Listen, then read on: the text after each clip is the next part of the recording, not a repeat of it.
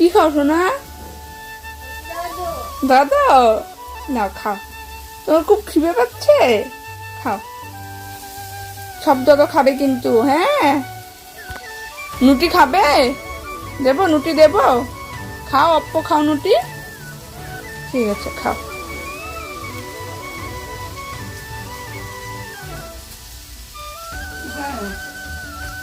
খাও খাও খাও খাও খাও খাও। Hello friends, good evening. তোমরা সবাই কেমন আছো? আশা করি তোমরা সবাই খুব ভালো আছো, আর আমিও ভালো আছি। তো দেখো, এই ভিডিওটা আমি সকালবেলা করেছিলাম, তো এত লেট হয়ে গেছে বলে সেই জন্য এখন গুড ইভিনিং বলছি তোমাদের সবাইকে। তো দেখো, এদিকে সকালে আমি রান্না করেছিলাম, সেটাই তোমাদের সাথে শেয়ার করছি কী কী রান্না করেছিলাম। প্রথমে ভাত হয়ে গেছিলো, আর ভাজা বসিয়েছিলাম, আর এখানে চা রুটি করেছিলাম। রুটিটা আগেই করেছিলাম, ঘুম থেকে উঠে মুখ টুক ধুয়ে ফ্রেশ হয়ে আগে রুটিটা বানিয়ে তারপর ভাত করেছিলাম। কি খাবে? এদিকে আমি রুটি নিয়ে রেখেছি, এদিকে চা আছে, তো রুটি চাটা খাবো।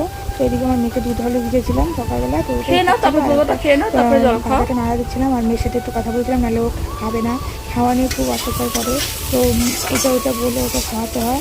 তো এদিকে দেখো, আলুটা আমি ভালো করে লাল করে ভেজে নিয়েছি। তো এই যে এখানে এখন ধুন্দুলটা দিয়ে দেবো, ধুন্দুল আর কাঁচা লঙ্কা একসাথে।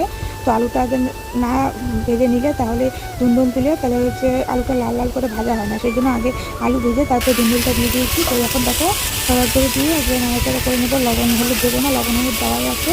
তো আর আমি এদিকে আমার খাওয়াটা খেয়ে নেবো। জল তো মনে হয় উঠবে না। তো দেখো, এদিকে চা নিয়ে বসে পড়েছি, চা রুটি, অর্থাৎ ওদিকে দিদাকেও দিয়ে দিচ্ছি, দিদাও খাচ্ছে, আর এদিকে আমি বসে পড়েছি খেতে। তো আমি রুটিটা বেশি ভালোবাসি না, সেই জন্য একটা রুটি পুরোটা খেতে পারলাম না, অর্ধেক রুটি দিদাকে দিয়ে দিলাম। তো এখন এই অর্ধেক রুটি দিয়ে আমি চাটা খাওয়া শেষ করে আবার বাকি রান্নাটা পুরোটা কমপ্লিট করবো।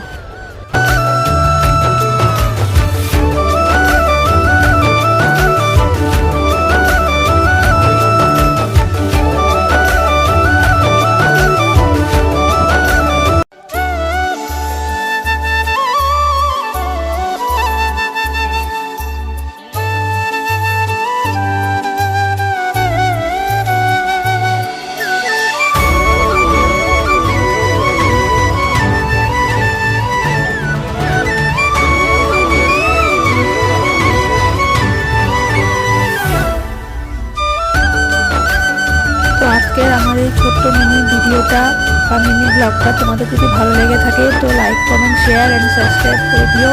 আর তোমাদের একটা ছোট্ট কমেন্টে তো আমি ভিডিও বানাতে আরও একটু উৎসাহ পাই। তো তোমরা আশা করে একটা লাইক আর একটা কমেন্ট করে যাবে, মিষ্টি